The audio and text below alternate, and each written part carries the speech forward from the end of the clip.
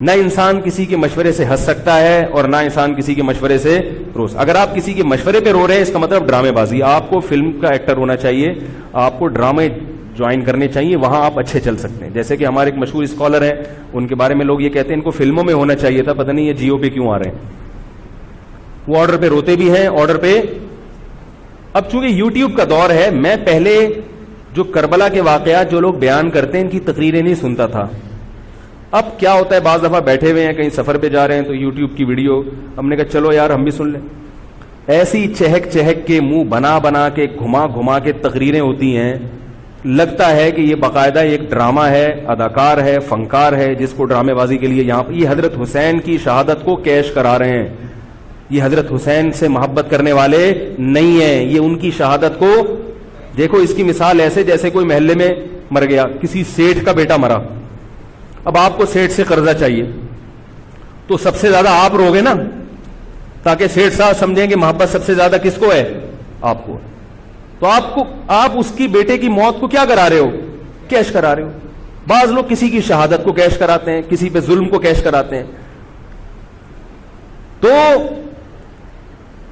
میں پھر عرض کروں کہ بہت بدترین واقعہ ہے. حضرت حسین رضی اللہ تعالیٰ عنہ کا سر لے جایا گیا یزید کے پاس. یزید بدبخت نے چھڑی سے آپ کے ہونٹوں کو چھوا. وہاں صحابی رسول نے فرمایا کہ ایسا مت کرو. فرمایا اللہ کی قسم میں نے ان ہونٹوں پہ بارہا محمد صلی اللہ علیہ وسلم کے ہونٹ رکھے ہوئے دیکھا ہے.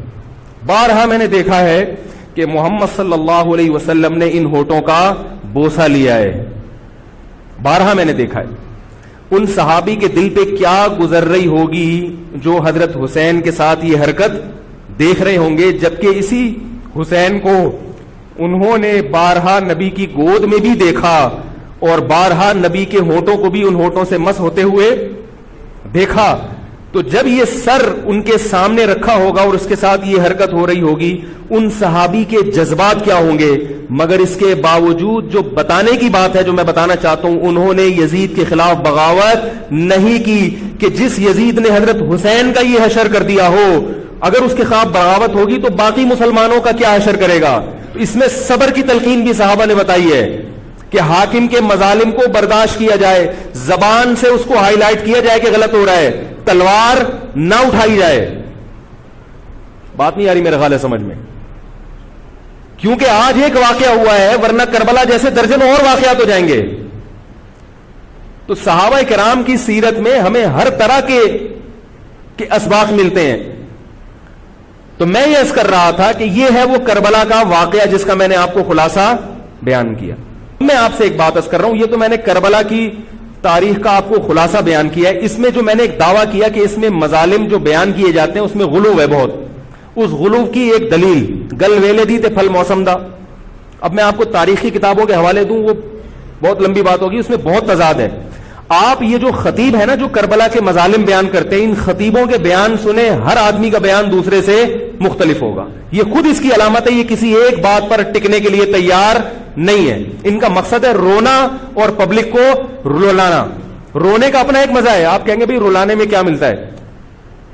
بھائی جیسے ہنسنے کا مزہ ہے ایسے ہی آرڈر پہ باقاعدہ رونے کا بھی ایک تو رونا غم سے ہو رہا ہوتا ہے, اس میں مزہ نہیں آتا. ایک آرڈر پہ جب انسان روتا ہے اس کا اپنا ایک مزہ ہے. تو اللہ کے بندو, حضرت حسین کی شہادت کو کیش مت کراؤ.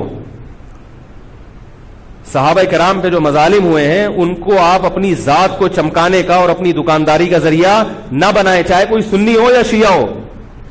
بعض سنی لوگ بھی بے وقت تڑکا لگاتے ہیں اس میں.